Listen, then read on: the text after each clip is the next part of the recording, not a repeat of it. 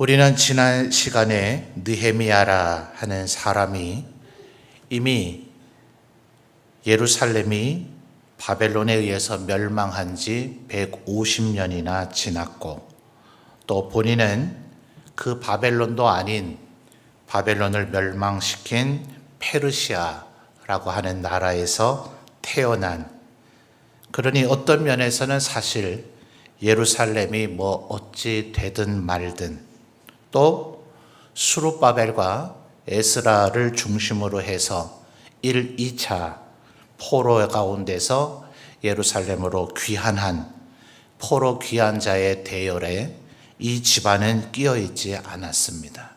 뭐 어떤 이유인지는 말해주질 않았지만, 그러니 이미 두 차례나 고향 이스라엘 땅으로 포로 귀환이 일어나기도 했고, 또 나라가 멸망한 지는 무려 150년이나 지났고, 아마도 거의 확실시 되는 것은 느헤미야는 예루살렘을 가본 적도 없으니 이런 사람이 예루살렘 성을 다시 쌓기 위해서 이토록 우리가 미루어 짐작해 보건대 1장 1절의 기슬르월에서부터 2장 1절의 니산월은 4개월밖에 되지를 않지만 그의 형제 하나니를 예루살렘에 갔다 오도록 만든 것을 생각해 볼 때, 또 오늘 본문 가운데도 나오는 8절에 삼림 감독에게 영문과 또 성곽과 자기가 들어가 살 집에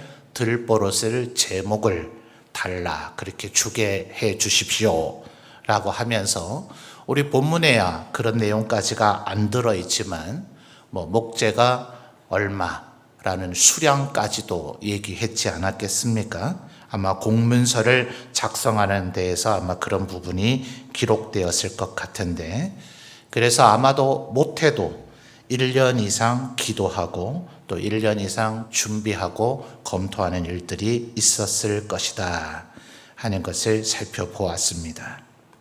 오늘 우리가 읽은 단락 속에서도 이 느헤미야가 자신이 예루살렘 성을 쌓기 원하는 그 목적, 자신의 뜻과 계획이 실제로 성사되기 위해서 얼마나 다각도로 많은 노력을 했는가 하는 것을 살펴볼 수가 있는데요.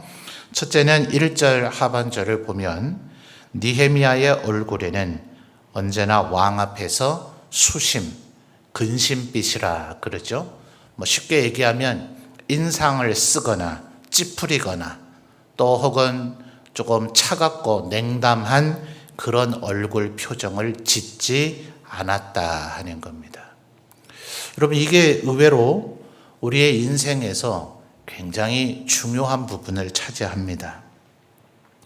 아마도 태어날 때의 그 얼굴 표정, 그다음에 얼굴 인상, 또 얼굴의 모양 제각각 다 다르잖아요. 어떤 이는 계란형으로 생긴 이도 있고, 어떤 이는 네모나게 생긴 이도 있고, 뭐 어떤 이는 삼각형 같은 느낌을 주는 이도 있고, 눈썹의 모양, 코의 크기, 뭐 코의 위치, 또 입술의 모양, 뭐 전부 제각각 다릅니다. 이걸 뭐 우리가 요청하고 결정해서 태어난 사람이 누가 있겠어요? 태어나서 보니 내 얼굴이 그렇게 돼 있고, 그래서 그 얼굴의 모양을 내가 임의로 바꾼다는 것은 누구에게나 불가능합니다. 그런데 문제는 이 근본적인 틀, 얼굴의 모양이 근원적으로 바뀌지는 않지만 다른 사람에게 느껴지는 느낌은 확연히 다르다 하는 거예요. 링컨이 그랬다 했나요? 사람이 40세가 지나면 자기의 얼굴에 책임을 져야 된다, 아마 이런 요지의 말을 했다 그래요. 얼굴에는 우리가 인위적으로 움직일 수 있는, 우리의 예를 들어 내장 같은 부위는 우리의 의지대로 움직이진 않잖아요. 그런 걸 아마 자율신경계에 따라 움직인다, 아마 그렇게 표현하는 것 같아요. 그래서 내장 계통이 잘 작동이 되면 소화가 잘 되지만 그렇지 않으면 체하게 되죠. 체하고 내가 그런 게 싫으니 위장과 소장과 뭐 대장 잘 움직여라. 내가 머리로 지시하고 그렇게 할 수 있습니까? 그렇게 못하죠.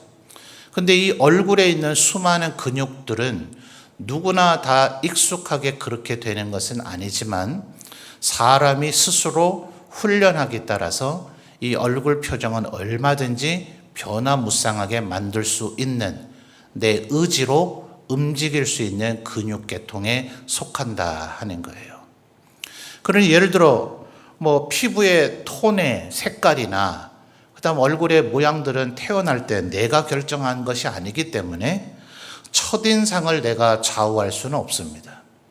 그죠? 어떤 분은 저도 첫인상은 참 불리한 얼굴이라고 생각을 해요. 어떨 때 불리합니까? 미팅을 한다든지 소개팅 한다든지. 뭔 얘기인지 아십니까, 어르신들? 이제 선 보는 걸 요즘 젊은이들은 미팅, 소개팅 이러잖아요. 중학교 3학년 때 참 조숙했다, 그죠? 토요일 날 5대5로 아마 미팅을 했는가 봐요. 저를 끼워줄 일은 아닌데, 애초부터 그럴 얼굴이 아니잖아요. 근데 한 명이 빵꾸를 냈어요.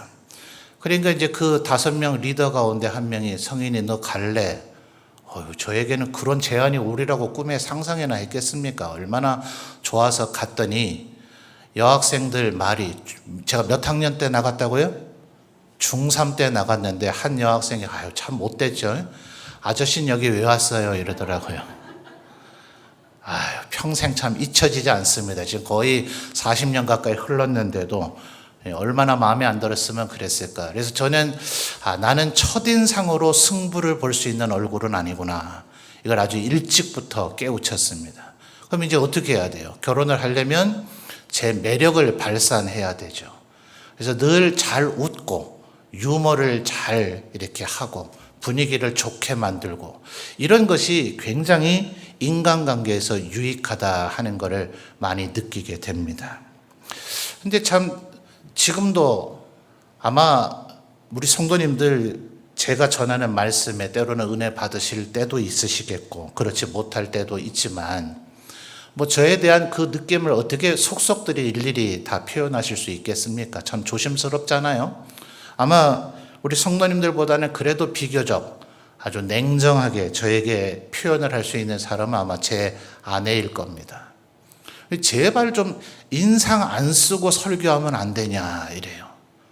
제가 이렇게 때때로 사람은 얼굴 표정을 잘 지어야 됩니다. 얼굴 표정으로 인생이 변합니다. 이런 주장과 이런 얘기를 하는데도 저에 대한 냉정한 평가를 하고 있는 제 아내는 당신 얼굴 표정도 만만치 않다. 이런 얘기를 하는 거예요. 그래서 제가 아내에게 아니 그러면 성경 본문이 지금 진지한 얘기를 하고 있는데 하나님께서 지금 진노하셨는데 조심하라고 하고 있는데 그걸 쌩글쌩글 웃으면서 설교하면 그게 말이 되나? 제가 이제 이렇게 얘기하긴 합니다만 저도 사실은 요즘은 설교 영상이 녹화되어 있으니 얼마나 좋아요. 제가 보면서도 참 우리 성도님들이 용납하시고 끝까지 들어주시는 게 참 감사하다. 어떻게 이런 표정으로 설교를 했는가? 이제 이런 생각이 들 때가 저도 제법 많습니다. 그러니 사실은 저도 늘 표정 관리를 잘한다. 이런 지금 자신만만해서 하는 얘기는 아닙니다. 그러나 그럴지라도 우리의 얼굴 표정을 얼마나 잘 관리하느냐 하는 것은 우리의 인생에 성패를 좌우한다 할 정도예요. 사실 한번 이런 실험을 한번 해보세요. 우리 성도들 가운데 그래도 제법 어떤 분 이름과 그분을 알고 있잖아요. 눈을 한 번쯤 집에서 감고 그분이 어떤 얼굴 표정이었는가를 한번 상상을 해 보십시오. 제게도 우리 성도님들 가운데는 저분은 근심 걱정은 없나? 삶의 괴로움은 없으신가? 화낼 줄을 모르시나? 이제 이런 생각이 들 정도로 늘 미소 짓는 온화한 표정. 모르겠습니다. 집에서는 그럴지라도 교회 또 하나님 앞에 나아올 때는 내 얼굴 표정을 잘 해야지 하는 그런 마음으로 오시는지는 모르겠으나 그게 참 쉬운 일은 아니거든요. 근데 어떤 분은 안타깝게도 죄송하지만 누구라고 묻지도 마세요. 알려드리지도 않을 겁니다. 아니 온 세상 근심 걱정을 다 짊어지고 사시나? 저렇게 많이 힘드실까? 이런 생각이 들 정도로 늘 그늘진 듯한 얼굴 표정, 뭔가 좀 굳어져 있는 듯한 얼굴 표정이 있는 것 같아서 마음에 참 짠함과 안타까움이 있습니다. 그걸 또 곧이곧대로 알려드리기도 참 조심스러워요. 왜 얼굴 표정을 그렇게 짓고 다니세요? 좀 밝게 웃으시는 게 좋지 않을까요? 라는 이 말이 뭐 그리 좋게 들리겠어요. 그저 마음으로만 안타깝게 생각을 하는 거죠. 그러니 여러분, 자주 거울을 보세요. 그리고 이 얼굴을 두 손으로 이렇게 마사지 하듯이 이렇게 문질러도 보시고 다양한 얼굴 표정을 이렇게 짓도록 노력을 한번 해보십시오. 그래서 늘 누군가 앞에 딱 서기 전에 내가 기필코 웃고야 말겠다, 이런 표정을 짓고 그걸 자꾸 훈련하고 연습하다 보면 누군가의 뇌리 속에 그 사람은 늘 미소를 띠고 있다. 그러면 그 사람 잘생겨졌다고 여겨집니다. 미스 코리아를 뽑는 그네들의 엄격한 기준에는 절대로 잘생긴 사람이 아니에요. 저도 아니잖아요. 근데 제 아내는 늘 멋있다 하듯이 이런 얼굴 표정을 잘 짓기 위한 노력을 많이 하면 다른 사람에게 굉장히 긍정적인 이미지를 줍니다. 그것은 그대로 신뢰감으로 연결되기도 하고 그 사람의 능력을 훨씬 업그레이드하게 보여지기도 합니다. 사실은 냉정하게 그 사람의 뭐 자격증이라든지 학위라든지 학교 성적이라든지 이런 걸 추적을 해서 발견을 해보면 별거 없어요. 별거 없는데도 얼굴 표정이 좋으면 저 사람은 왠지 믿을 만한 사람인 것 같고 능력이 있는 사람인 것 같은 느낌을 준다는 거예요. 자, 2장 1절에 느헤미야가 어떻게 했다고요? 왕 앞에서 언제나 수심이 없었다. 그의 얼굴 표정을 좋게 했다는 거예요. 그런데 2절 말씀을 보니 어느 날인가 얼굴 표정이 얼마나 안 좋았으면 왕이 발견해서 한 얘기죠. 네가 지금 병이 없는데, 너 보니 지금 컨디션 되게 좋은데, 이게 더 화가 나는 거죠. 정말 막 시름시름 아파서 어디가 되게 아픈 것 같다 그러면 왕이 아마 그랬을 거예요. 오늘은 다른 이에게 식사 시중을 들게 하고 너는 들어가서 좀 쉬어라. 너 지금 내가 봐도 너무 아파 보인다. 이렇게 말하지 않았겠어요?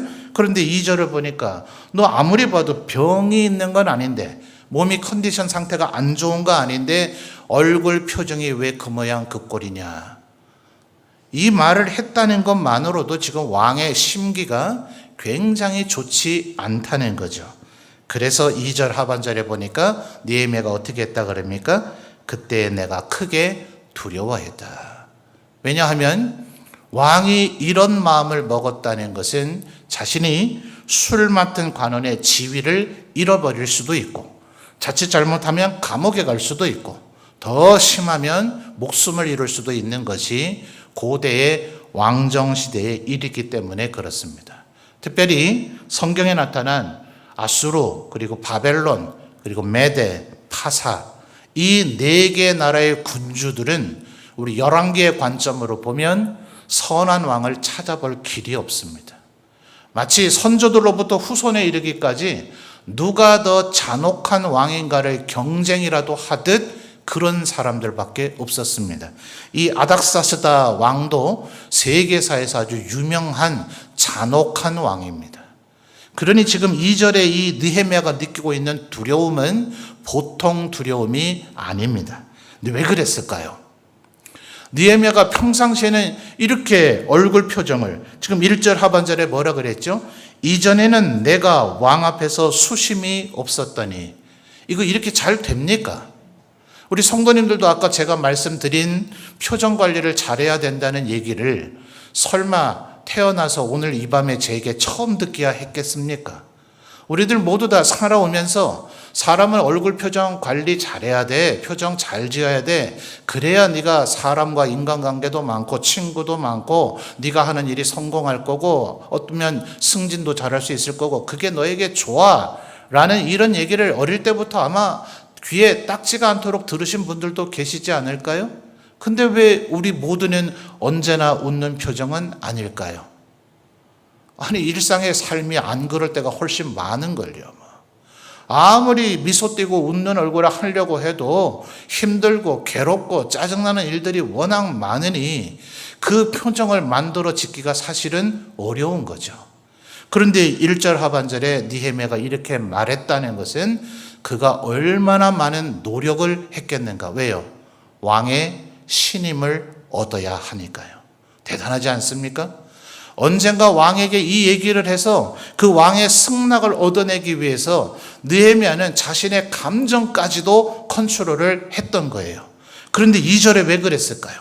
이날은 방심하고 이날은 실수해서 자기도 모르게 얼굴 표정을 잘 유지한다는 사실을 그렇게 해야 된다는 걸 잊어버려서 이 사단이 벌어졌을까요? 아니에요. 왕에게 뜬금없이 왕이 묻지도 않는데 임금님 제가 드릴 말씀이 있는데요 하면서 이 얘기를 꺼내기는 어렵잖아요. 왕으로 하여금 평상시에는 늘 표정 관리를 잘 했다가 결정적인 그 어떤 날이 되었을 때 일부러 얼굴 표정을 좋지 않게 함으로써 왕이 왜 그런가 궁금증을 갖도록 만든 거죠. 여러분 원래부터 매일 이랬다면 왕이 이런 반응을 보였을까요? 하여튼 저놈은 갈아치우든지 해야지 진짜 밥맛 떨어지게 매 끼니마다 저 얼굴 표정이 저게 뭐고 아마 이런 생각을 하지 않았겠냐고요. 늘 이런 표정을 지었다면. 그런데 이 아닥사스다 왕이 감탄할 만한 거죠. 저 친구가 오늘은 좀 힘들 텐데, 저 친구가 오늘은 좀 괴로울 텐데, 저 친구가 오늘은 좀 기분이 나쁠 텐데 참 대단하다. 어떻게 저렇게 좋은 표정을 늘 유지할 수 있을까?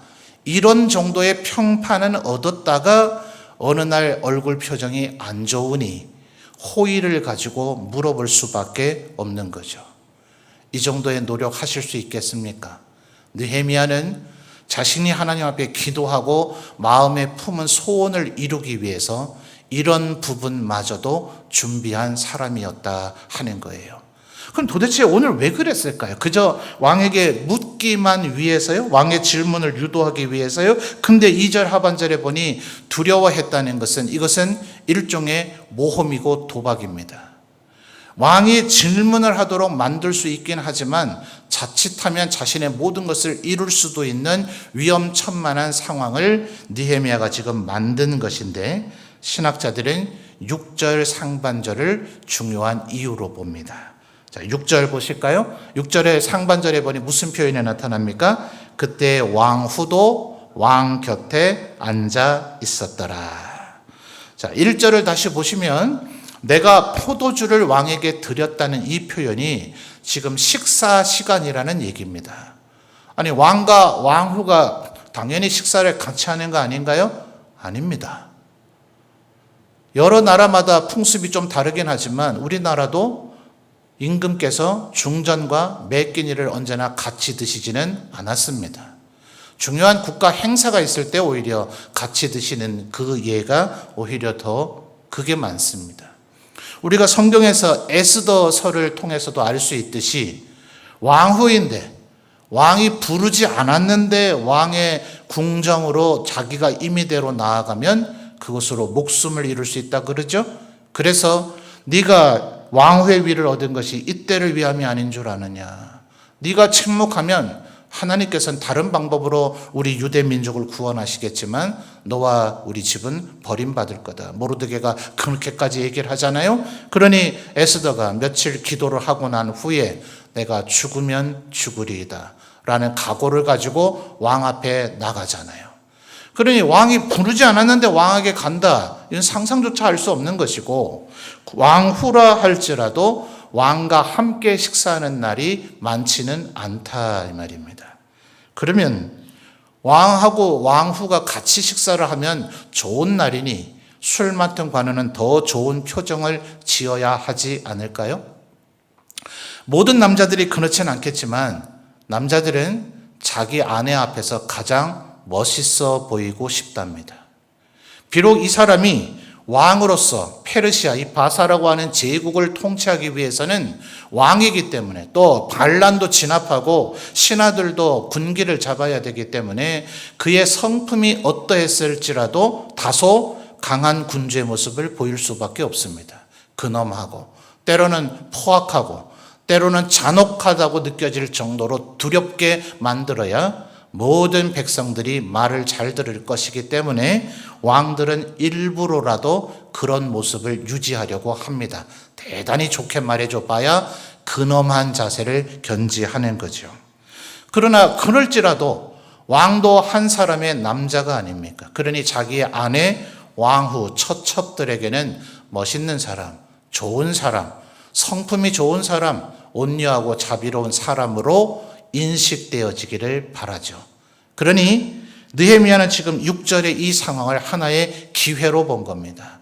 왕후와 함께 식사할 이때에 내가 최대한 불쌍한 표정을 짓고 그리고 왕에게 내 사정을 토로하면 왕후 앞에서 잘 보이기 위해서라도 내 부탁을 들어주지 않겠는가. 이건 굉장히 실용적이고 아주 실질적인 판단입니다. 그리고 그 판단은 아주 주요하게 성공했죠. 그럴지라도 2절 하반절에서 우리가 지적한 바대로 이건 몹시 두려운 일입니다. 평상적으로는 그렇지만 왕이 그날 왕후에게 잘 보이고 싶은 마음이 들지, 왕후 앞이기 때문에 더 짜증스러워하고 더 분노할지, 그것은 예측을 100% 할 수는 없는 일입니다. 그래서 4절 하반절에 느헤미야는 이러한 치밀함을 보이죠. 자, 느헤미야 2장 4절 우리 성도님들 다시 한번 읽어봐 주실까요? 시작.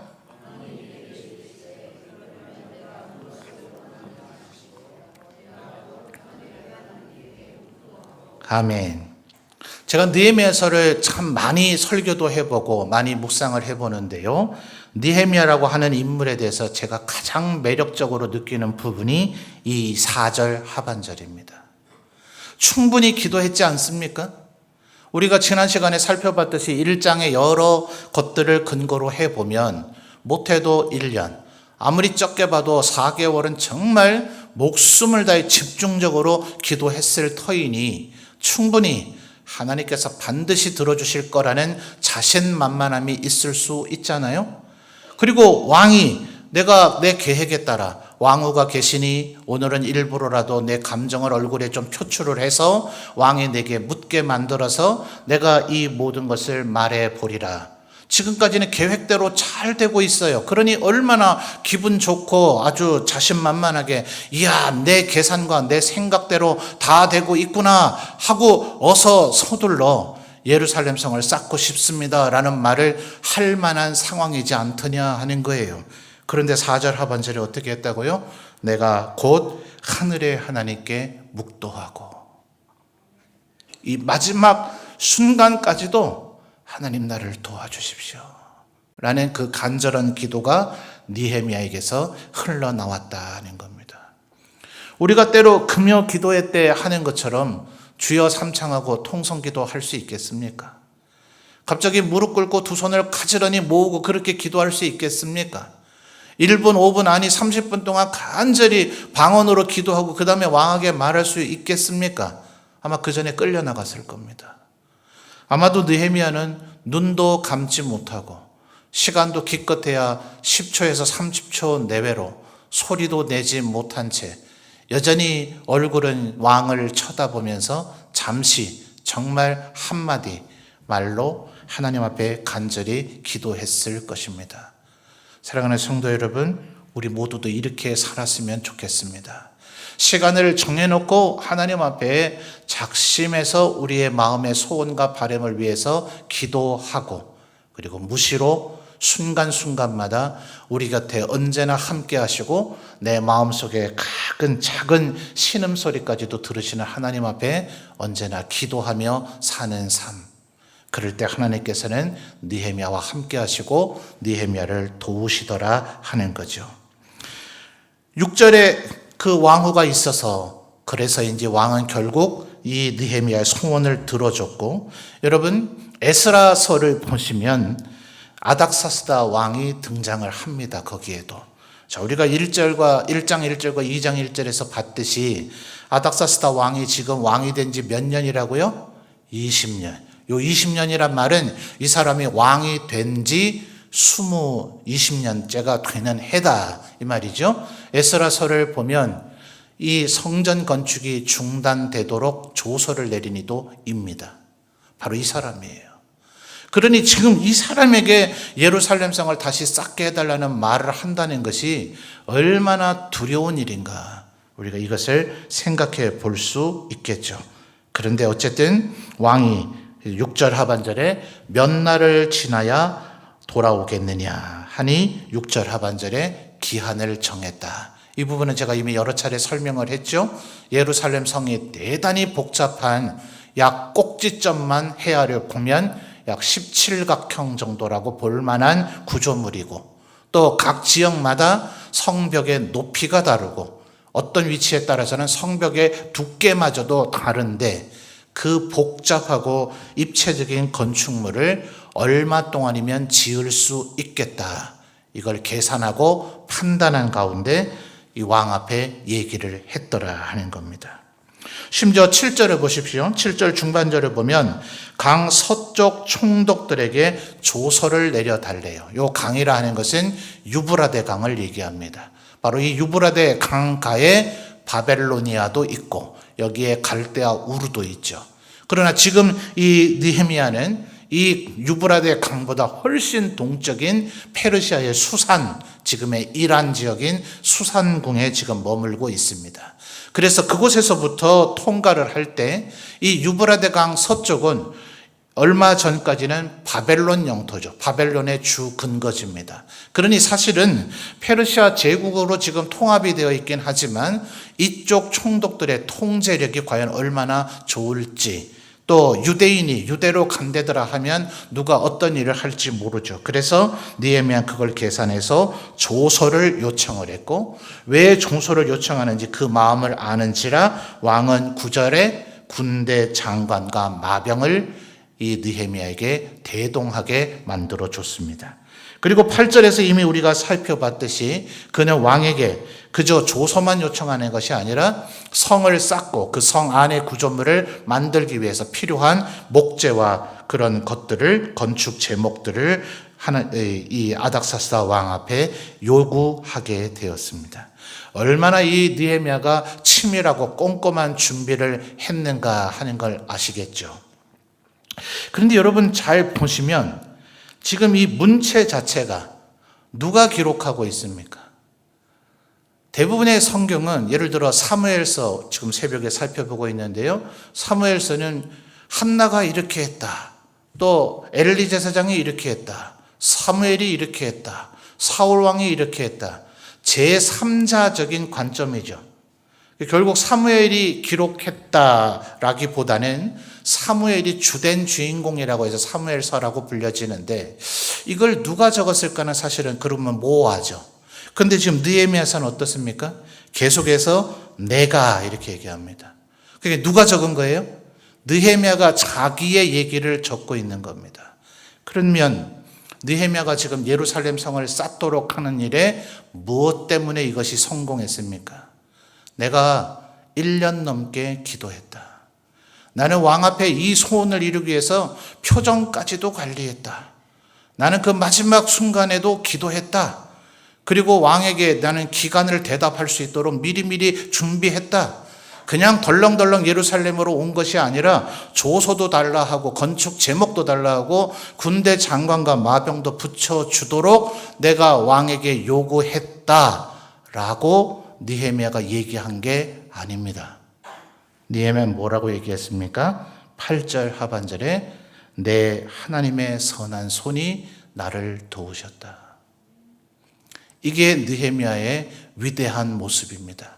신약 성경에 누가 떠오르십니까? 바울 사도죠. 나의 나된 것은 다 하나님의 은혜다. 바울 사도가 얼마나 대단한 사람입니까? 절대로 그는 오직 믿음으로만 구원받는다는 이것을 굽히지 않았어요. 베드로하고도 이 문제 때문에 싸우는 걸 주저하지 않았습니다. 야고보 사도 앞에서도 자기의 주장을 절대로 굽히지 않았습니다. 그리고 자신을 사실은 이끌어준 바나바 앞에서도 이 주장은 절대로 굽히지 않았어요. 당신들 왜 이방인들에게 복음을 전한다 해야 된다고 주님이 말씀하신 것을 마치 그런 일을 못 들었는 것처럼 지금 거짓된 쇼를 하느냐. 자기보다 훨씬 선임자이며 자기들보다 나이가 많았을 것이고 자기는 스데반을 죽게 했지만 이들은 애초부터 주님을 따라다녔던 하나님의 제자요 주님의 제자요 사도들이었는데도 그들에게 자기의 주장을 굽히지 않았습니다. 그가 말했던 것처럼 얼마나 많은 죽음의 위기를 겪어내면서도 바울 사도는 복음을 전하는 일을 중단하려고 하지 않았습니다. 그런데도 그는 내가 이토록 주님 앞에 충성했다, 헌신했다 얘기하지 않고 나의 나된 것은 다 하나님의 은혜였다 라고 이야기를 했습니다. 이건 절대로 입에 발린 말이 아닙니다. 사랑하는 성도 여러분, 우리가 하나님 앞에서 뭔가 열매를 맺고 성공하는 삶을 살려면 이렇게 해야 됩니다. 그냥 하나님 앞에 넋놓고 앉아서 하나님 뭐든지 하나님이 다 알아서 해주세요. 저는 아무것도 안 합니다. 저는 할 수도 없고 못합니다. 아니요, 이런 태도 하나님 원하지 않으십니다. 하나님께서는 우리에게 모든 것을 할 수 있도록 우리만, 오직 인간만, 그 어떤 존재도 그렇게 만들지 않으시고 오직 우리만 하나님의 모양과 형상으로 만드셨습니다. 그리고 우리 안에 친히 하나님의 그 생기를 불어넣어 주셨습니다. 우리를 얼마나 위대한 존재로 만들어 주셨는지 모릅니다. 하나님과는 감히 비할 수가 없겠으나 이 세상 온 우주 만물 가운데 인간과 비교할 수 있는 존재가 없도록 그렇게 영화로운 존재로 애초부터 우리를 만드셨습니다. 그러니 하나님 앞에 내가 할 수 있는 건 아무것도 없습니다 하고 모든 것 하나님이 해 주십시오라는 태도를 가져서는 안 됩니다. 하나님 앞에 성실해야 되고 하나님께서 주신 지혜를 발휘해야 되고 하나님 앞에 총명을 달라고 구해야 되고 하나님 앞에 성실하고 부지런하게 열심을 다해 하나님의 특심같이 엘리야가 나만큼 특심한 자가 없었습니다 자부할 정도로 우리도 그렇게 힘을 다해 최선을 다해 살아야 합니다. 다만 마지막 그것을 나의 것으로 여겨서는 안 됩니다. 절대로 하나님 앞에 교만한 태도를 취해서는 안 되고 내가 그렇게 힘을 낼 수 있도록 나에게 지혜를 주신 이도 하나님이시고 총명을 주신 이도 하나님이시고 이렇게 열심을 낼 수 있도록 내 마음을 주장하고 다스려 주신 이도 하나님이시고 내가 낙심할 때 나를 다시금 위로해 주시고 힘을 내도록 일으켜 세워 주신 이도 하나님이시고 그래서 내 하나님의 손이 나를 도우셨습니다 라고 지금 느헤미야는 예루살렘 사람들에게 보고하는 형태로 그들에게 설명하는 형태로 오늘 우리가 읽은 본문을 이야기하고 있었던 것입니다. 언제나 우리의 입술에서 나오는 고백이 나의 삶에 함께 하신 하나님, 나를 도우신 하나님, 내게 은혜를 베풀어 주신 하나님, 그리고 나의 작은 신음과 나의 기도에도 응답해 주신 하나님, 이것이 우리의 삶의 매일의 고백이 되시기를 주님의 이름으로 축원합니다.